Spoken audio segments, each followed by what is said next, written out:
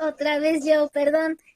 Por ejemplo, cuando leemos una obra que trae muchos errores ortográficos, al leerla nosotros la podemos, corregir o solamente lo vamos marcando o cómo es ese proceso. Bueno, mira, si tú quieres corregirlo, nos adelantas el trabajo. Nos adelantas el trabajo. No, no. Normalmente no es función de ustedes, perdón, que tengo una alarma aquí. No es función de ustedes hacer la corrección de la obra. Si quieren marcarlo, mejor, sí, ¿por qué no? Eso ayudaría muchísimo al trabajo de corrección. Pero yo siempre suelo aconsejar de que no hagan nada, simplemente avisen de que hay muchos errores. ¿Por qué? Porque entonces después en la parte de corrección se acomodan de eso y no trabajan bien sobre corregir la obra. Y es importante que la persona que se dedique a corregir lea de manera concienzuda, página por página, párrafo por párrafo, oración por oración, para que detecte los errores concretos. Pero claro, el hecho de contabilizar o dar un aproximado de los errores que hay permite ya hacerle una idea a esa persona de a qué se está enfrentando. Se está enfrentando a una obra con muchos problemas desde el punto de vista ortográfico. Pero no, no es necesario que lo corrija. Ya, a menos que sea tu obra y no las quieras mandar, eso sí. Entonces, bueno, esta es la parte cuantitativa, muy bien, que se llama resumen cuantitativo. Ya, como les dije, el punto de errores conceptuales tendrían que dejarlo en pausa hasta que hagamos la parte que corresponde ahora, que es la valoración conceptual.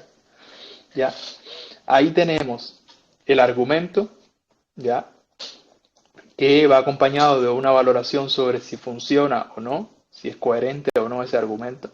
¿Ya? ¿Y a qué nos referimos con el argumento? Aquí el argumento nos vamos a referir a la historia principal de la novela. Es decir, esa historia sobre la que descansa todas las demás historias, esa historia que es fundamental, que es la columna vertebral de la novela, funciona de principio a fin. Entonces nosotros tenemos que valorar eso. ¿Ya? Porque si esa historia, que es la base de todo, que es lo que sostiene el libro, lo que justifica el libro además, no funciona, entonces no hay libro, ¿ya?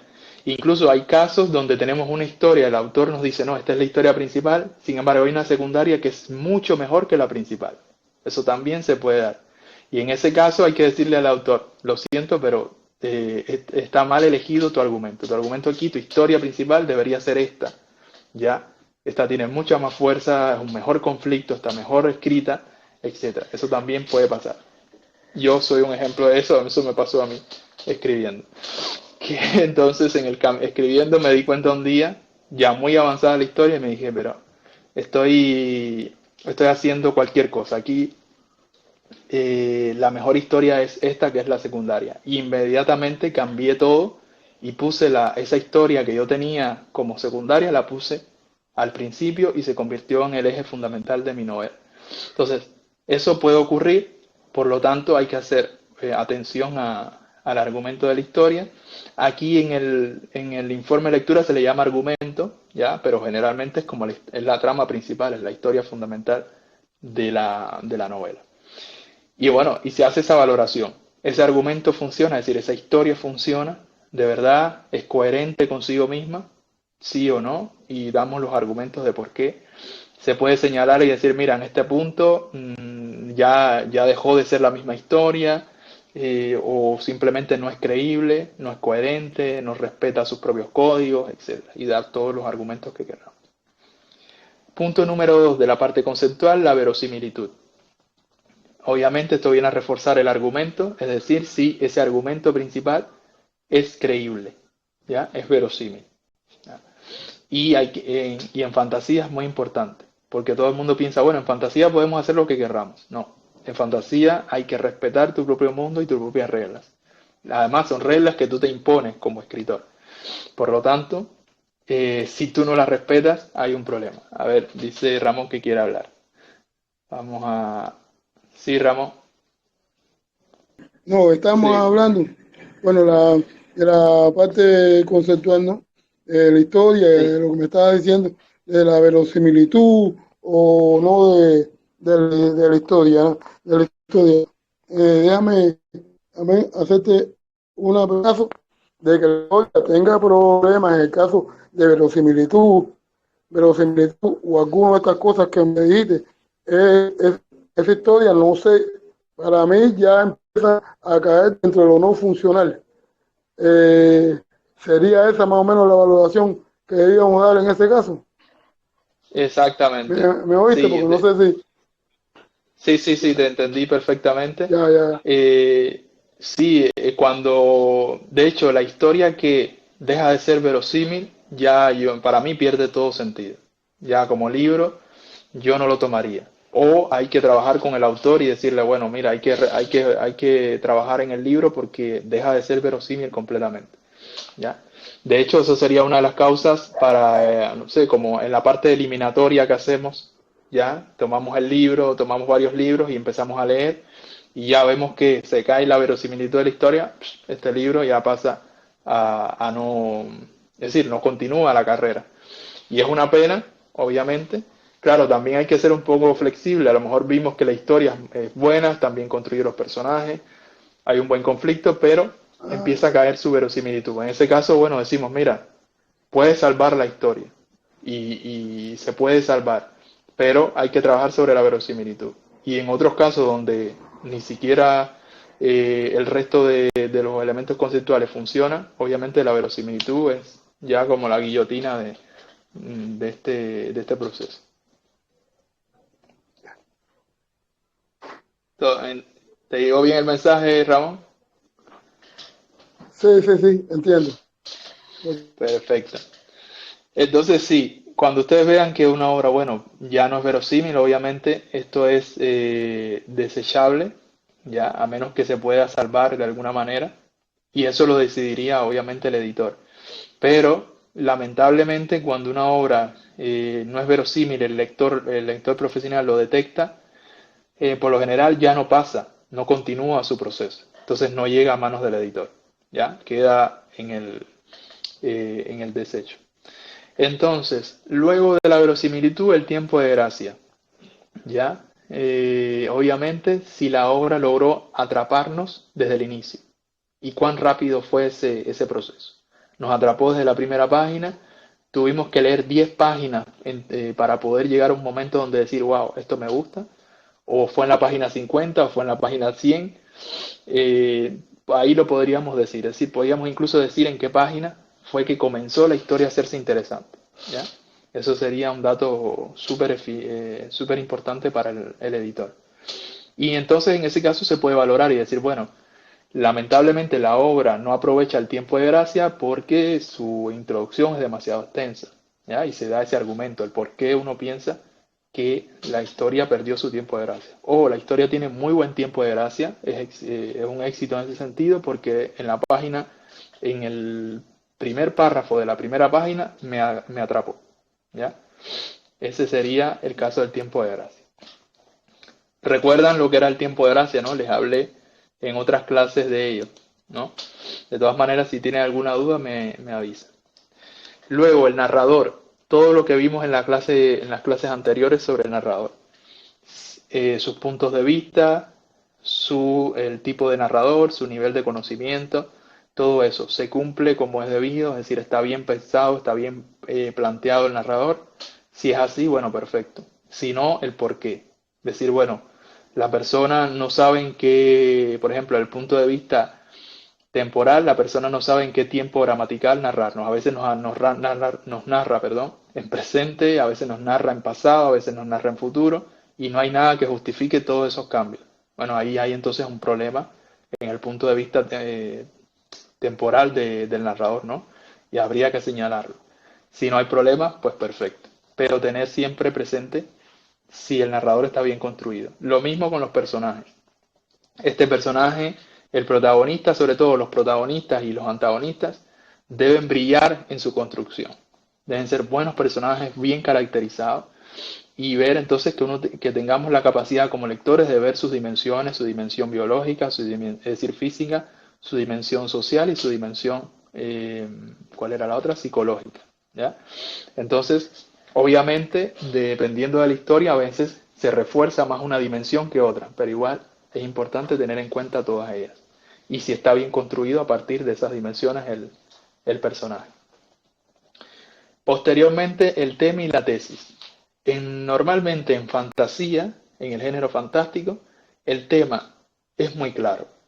¿Ya? Por lo general sabemos, esta es la historia de un niño que no sabía que era mago y va a una escuela de magia a estudiar. O esta es la historia de dos chicos que tienen que salvar el mundo y tienen que proteger un anillo poderoso, ¿no? O esta es la historia de varios niños, ya que cada uno tiene poderes sobrenaturales y que están en peligro en su mundo real y tienen que escapar. Entonces, por lo general, el tema en el género fantástico es muy claro. ¿Cuál sería? No es un problema en sí que el tema no sea claro, ¿ya? En general, en literatura no es un problema. Pero mientras más claro es, más logra que el público se identifique con la historia. Porque no es lo mismo cuando vemos una película y nos preguntan después de qué trataba. Ay, no sé de qué trataba. No entendí nada. Por lo general todo el mundo dice así. Ahora cuando te dicen, no, esta es la historia de un hombre que le secuestraron a la mujer, ya sabes el tema enseguida y tienes ese poder de decirle a los demás de qué trataba la historia. Entonces, mientras más definido esté el tema, mejor. Y luego la tesis, a veces es un poco más complicada de encontrarla. De hecho, la tesis, por lo general, es casi una interpretación que hace cada quien del tema y de lo que le llevó o lo que le transmite el autor. Hay autores que son muy claros en su tesis y a través de lo que nos cuenta podemos interpretar casi lo que él quiere. Hay autores que son como decir, muy manipuladores en ese sentido, nos llevan a pensar como ellos, con su tesis. Entonces, si estamos frente a una historia donde, digamos, una historia fantástica donde hay dos mundos, uno de mujeres y uno de hombres, y esta historia, el tema es el enfrentamiento entre los dos géneros, digamos así, obviamente con sus poderes mágicos, etcétera. Y digamos que la tesis del autor es que el poder está concentrado realmente en la mujer porque era, digamos, la que dominó el mundo desde el inicio, lo que lo perdió en algún momento y ahora lo quiere recuperar. Entonces, a través de lo que nos cuenta el autor, nosotros podemos irnos completamente con su tesis y decir, es verdad, hay que volver al matriarcado porque fueron las primeras que tuvieron el poder, porque piensan mejor, porque son más reflexivas, más flexibles, etc. Entonces, nos lleva el autor con él, ya y nos manipula. Nos manipula en el buen sentido, quiero decir. Entonces, algunas tesis son bien claras, hay otras que no, que es muy difícil descubrirlas. ¿Ya? En esos casos uno simplemente se sincera y dice, oye, yo realmente no entendí a dónde me quiere llevar el autor con este tema. ¿Ya? Porque unas veces hay autores incluso que son contradictorios. Unas veces está a favor y otras veces está en contra, ¿no? Y eso nos lo da la propia lectura. Y lo otro es que, como les decía, hay obras que son ¿cómo es que se decía? Polisémicas, que significa que tienen múltiples sentidos. Va a tener tantas interpretaciones como lectores tengan. Entonces cada uno tiene su propia interpretación de esa obra. Y eso también puede hacer un poco más complejo definir una tesis de un autor. Lo que no implica que el autor tenga una tesis, ¿ya? Por lo general, los autores con oficio tienen una tesis concreta de lo que quieren lograr. ¿Ya? Entonces, bueno, definir el tema y la tesis, y si es posible, argumentar sobre ello, por qué creemos que ese es el tema, por qué creemos que esa es la tesis, o si vemos varias tesis, o si vemos varios temas, también decirlo, mira, aquí hay muchos temas, no hay uno específico, o hay muchas tesis, o si no hay nada. No entendí nada, no hay un tema claro, no hay una interpretación clara, son simplemente una mezcla, una carnicería de temas. Y decirlo así por lo claro, también se puede hacer. Luego, escena, tiempo y espacio. ¿Ya? Aquí en este caso, un poco hablar sobre el uso de las escenas, si el autor es un autor que aprovecha el recurso de la escena, que es un recurso dramático importante, o si por el contrario es un autor muy narrativo y por lo tanto usa todo el tiempo lo que se conoce como resúmenes, que narra, incluso no deja ver a los personajes porque es el narrador el que cuenta qué es lo que dicen los personajes, que se hablan uno entre otros, y no permite ni siquiera los diálogos entre los personajes. Entonces, eso sería importante. Luego, el contexto. ¿Ya? Normalmente en fantasía es importante saber ese tiempo donde está ubicada la historia y ese espacio. ¿Ya? Entonces, este autor se creó un mundo completo para la historia, o este autor tomó el mundo real e introdujo dentro de él un mundo fantástico. Eso sería parte de ¿cómo se llama? Estoy Perdón. recibiendo un curso. Sí, te estamos escuchando, Ramón. Discúlpame, disculpa, no. Ya, perfecto. Entonces, va por ahí el tema de la escena, si es una obra que aprovecha las escenas para hacer correr la historia, si por el contrario es una obra demasiado narrativa, que puede ser un problema también, ¿ya? Y si está bien planteado el tiempo y espacio de la historia, ¿ya? Y valorar un poco eso. Luego, por último, de este punto, es las técnicas narrativas. ¿Ya? ¿Cuáles son las técnicas principales que utiliza el autor? Ya de todas maneras cuantificamos esas técnicas en el otro punto, pero aquí podemos definir cuáles son las más importantes, las que incluso tienen una trascendencia en la historia y si fue acertado su uso o no. A lo mejor una persona utilizó la técnica, por ejemplo, del dato escondido, pero no le funciona en la historia porque el dato no estuvo oculto nunca, no sé. O porque utilizó el in media res, pero está mal empleado el in media res. Por eso es importante conocer las técnicas antes de llegar a ese punto. Primero para identificarlas, y decir, aquí en este punto estoy viendo una técnica, la técnica tal, y luego para ver si la pudo aplicar bien o no. Como yo les decía, en el libro Narrador de Mentiras están todas esas técnicas y con ejemplos, ya con ejemplos concretos de obras, obras conocidas, donde aparece entonces, yo hice un extracto de esas obras para mostrarles cómo los autores las utilizaban. Entonces, esta es la parte de la valoración conceptual y una vez que sea, aquí podemos entonces retomar el punto anterior de los errores conceptuales y decir cuántos posibles errores conceptuales encontramos. ¿Ya? Ya para finalizar, nos queda entonces la valoración cualitativa. Voy a ir un poco más ágil en este sentido. Aquí ya tenemos el lenguaje.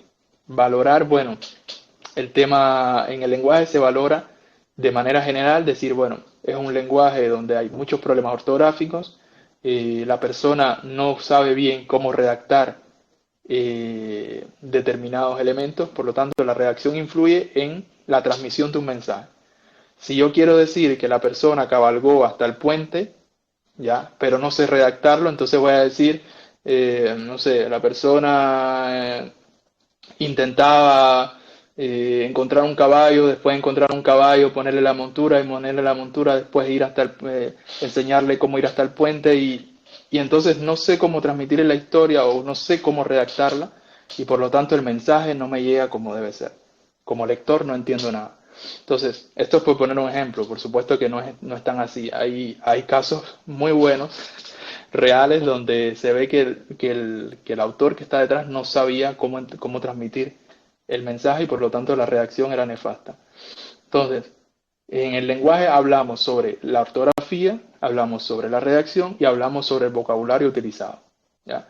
Es una persona con vocabulario muy pobre o es una persona que utiliza un vocabulario demasiado alto que no se entiende nada, hay que tener un diccionario en la mano para interpretarlo. ¿Ya? O por el contrario, es una persona que utiliza en su lenguaje, en esta historia, un lenguaje más coloquial, más al nivel de todo el mundo. Esos serían los 3 puntos a medir dentro de la parte del lenguaje. Después, la empatía. En este caso, definir si el libro logra conectar, es decir, si nosotros logramos conectar con el libro. ¿Cómo se logra conectar con el libro? Uno, por su tema. Si el tema es muy claro y obviamente nos interesa, conectamos por ahí, en primer lugar. Por lo tanto, siendo el género fantástico un género tan específico con un público tan específico, ya de entrada el género debe ser un punto de conexión. Ahora luego, el tema, si está bien planteado y es claro, entonces obviamente esto refuerza la conexión con el lector y aquí va creciendo la empatía. Luego, otro punto de conexión son los personajes protagonistas. ¿Ya?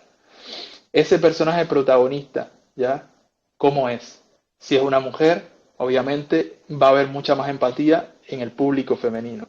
Si es un hombre, puede ser a la inversa. Si es un niño, obviamente serán los niños los que más conecten con él. Entonces ya este sería otro escalón más en el punto de la empatía. Y luego estaría entonces como punto de conexión el conflicto de la historia, ¿ya?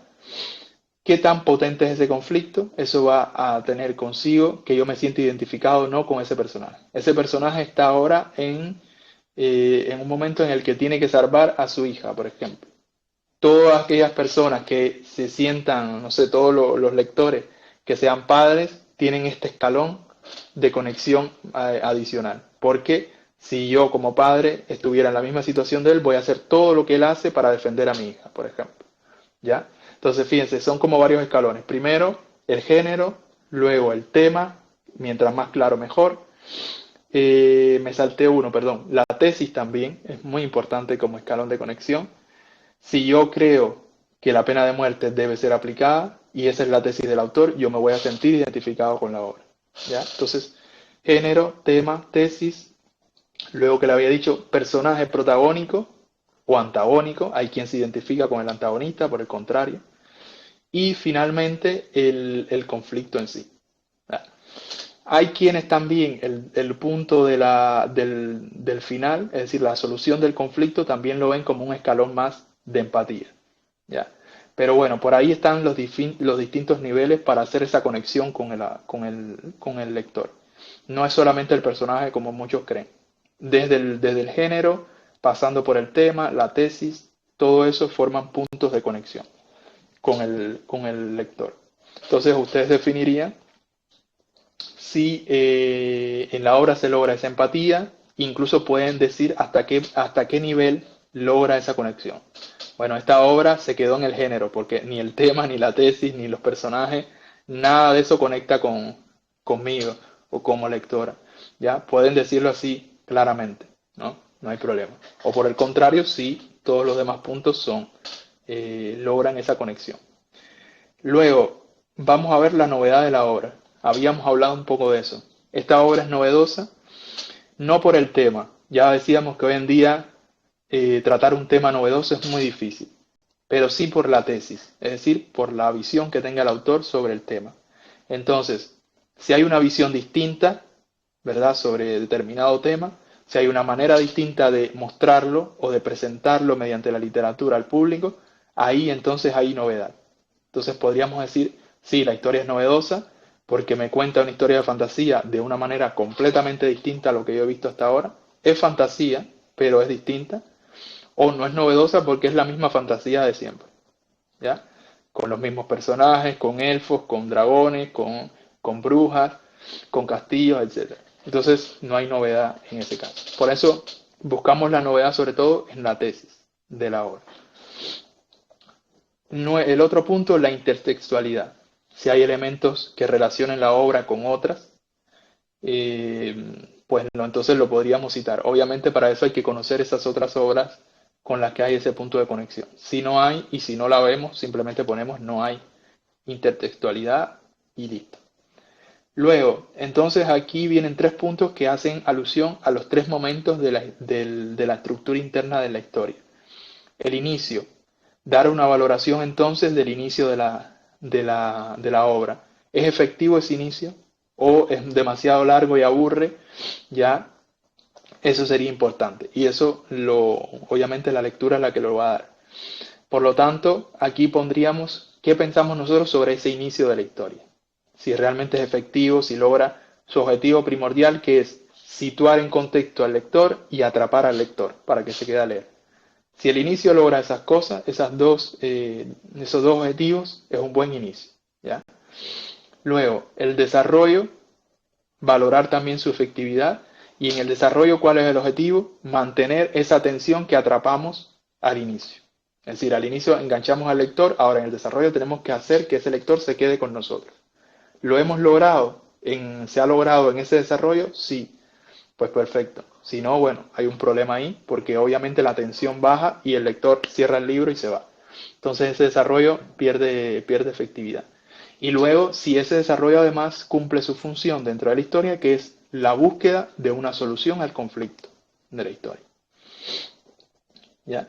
Luego, las conclusiones o el final, ¿ya? El final, su objetivo es entonces cerrar la historia y satisfacer al lector, darle una satisfacción, ¿no? Entonces, eso se logra, la historia logra cerrar completamente, o por el contrario, queda abierta, pero sin embargo, al mismo tiempo se soluciona el conflicto principal de la historia. Fíjense que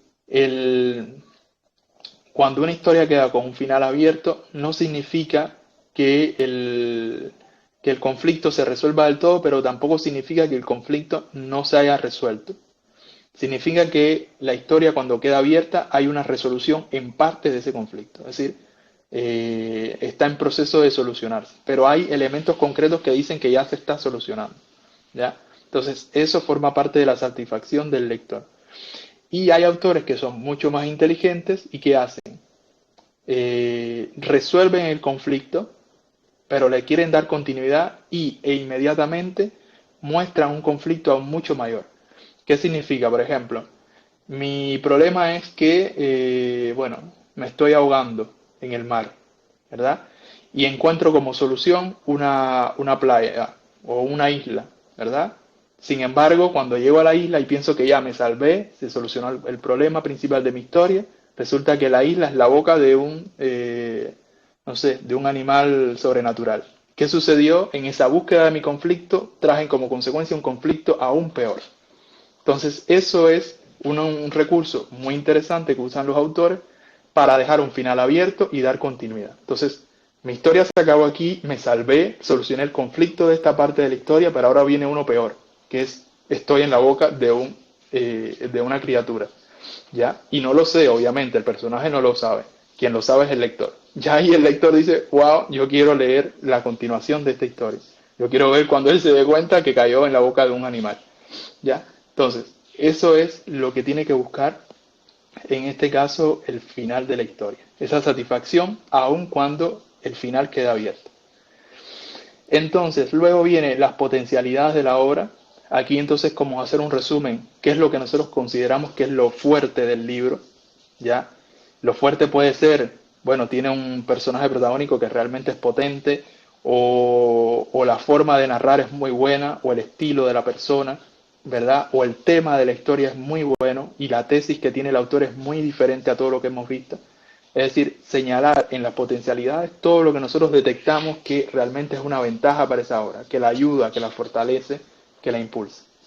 El siguiente punto es todo lo contrario, todo lo que hace que desluzca la historia, que falle, que no esté bien, es decir, todas sus debilidades. Y señalar todas las que nosotros detectamos, ¿verdad? Por último, no. Luego viene la calidad. Ese momento en que nosotros vamos a ser sinceros y vamos a decir, tu obra es buena, tu obra no es buena o tu obra es más o menos. Claro que en el informe no se lo vamos a decir al autor de esa manera, se lo vamos a decir un poco más, de manera más convencional, le vamos a decir, bueno, la historia es buena, es funcional o es no funcional. Esas serían las tres definiciones que vamos a utilizar. Después, recomendaciones, si hay algo que ustedes quieran recomendar, pero en sí es como un resumen de todos los problemas que ustedes detectaron y ustedes pueden tomar esos problemas y decir, cor recomendación, corregir todo el libro porque está fatal su ortografía. Como recomendación, el inicio hay que cambiarlo porque no funciona, es demasiado largo y me aburre.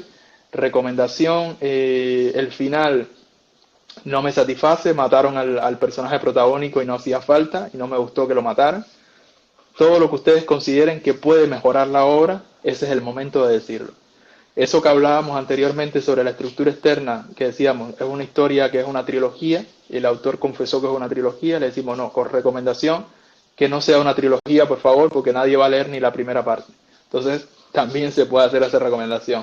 O todo lo contrario, recomendación, esta historia es un solo libro, está pensado como uno solo, pero puede continuar, se puede hacer más por ese libro. Y se recomienda continuarlo y hacer una segunda o tercera parte, y así. Todo lo que ustedes quieran recomendarle a la persona. Por último, y este es el sello final, la aceptación. Ustedes proponen que la obra sea editada y publicada, sí o no. Aquí simplemente ustedes ponen sí, propongo que se publique, se edite y se publique la obra, o no, pienso que no debe ser ni editada ni publicada. ¿ya? Es simplemente así porque ya el argumento está ya dado en todo lo que hicimos anteriormente. Y hasta ahí la primera parte del informe de lectura. Perdonen que fue bastante extenso, pero creía que era importante tocar punto por punto para que ustedes lo comprendieran. De todas maneras, estoy seguro, y es lo que yo espero, en el momento en que ustedes se enfrenten a redactar el informe, me van a llover las preguntas. Me van a escribir todos, profe, ¿cómo es esto? Esto no lo entendí, ¿qué hago aquí? ¿Qué es el género? ¿Qué es esto? No importa, ese es el objetivo. Entonces, pero bueno, que esto ayude un poco a que ustedes lo entiendan mejor. Para finalizar, ¿alguien tiene alguna duda, algo que quieran preguntar, algo que no quedó claro? ¿No? ¿Todo bien? Perfecto. Ramón, Eh, mira, no preguntar con respecto a la clase, porque entendí, creo que los libros también podemos también evacuar bastantes dudas. Pero te voy a preguntar con respecto a la pasantía. Tú estabas hablando de que posiblemente esta fuera la última clase y a partir de ahí se iba a los que estuvieran dispuestos a pasar la pasantía debían comunicártelo. O por el contrario, a seguir haciendo el informe como dijiste. ¿Cómo es que hay que comunicar lo que hay que hacer para comunicarte de la pasantía si por fin esta es la última clase? no, a ver, finalmente esta no va a ser la última, porque nos Ah, queda ya. la segunda parte del informe, que sería la parte comercial del informe de lectura. Entonces, la clase que viene, el domingo que viene, vamos a ver el informe comercial. Y nosotros agregamos un domingo adicional que sería, es decir, nos quedarían al final 2 domingos más, el que viene para el informe comercial y otro más para hacer un taller final, donde vamos a poder solventar cualquier duda que ustedes tengan de todo lo que hemos visto hasta ahora y donde además vamos a hablar de la pasantía, cómo se hace la pasantía, etcétera, y vamos a hablar sobre la evaluación del curso en general. Entonces, llegado ese momento, vamos a dar todas las especificaciones, vamos a dar las obras para que ustedes lean también y hagan su informe, etcétera. Es decir, que todo eso lo vamos a hacer en el taller final, que sería dentro de 2 domingos. Si nos quedan 2 semanitas más.